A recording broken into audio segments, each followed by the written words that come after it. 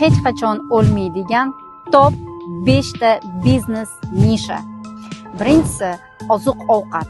Har doim insonni birlamchi ehtiyoji bo'lgan oziq-ovqat biznesiga talab va ehtiyoj yuqori bo'ladi. Ikkinchisi remont biznesi. Har bir narsani remonti kerak. Uy remonti, texnika remonti, kiyim-kechak remonti. Remont biznesi o'lmaydigan biznes nisha hisoblanadi. Uchinchisi qadoqlash biznesi. Hozirgi kunda marketingda qadoqlash juda ham rivojlangan. Har bir narsani qadoqlash kerak. Bu nisha ham hech qachon o'lmaydi.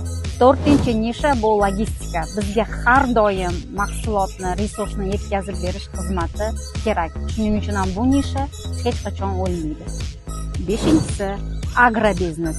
Har qanday mahsulotni yetkazib beruvchi bog'bon, u bog'dorchilik bo'lsin yoki boshqa dehqonchilik yo'nalishi bo'lsin, bu biznes hech qachon o'lmaydi. Chunki agarda bu biznes bo'lmaydigan bo'lsa, bilasiz, birlamchi ehtiyoj qondirilmaydi.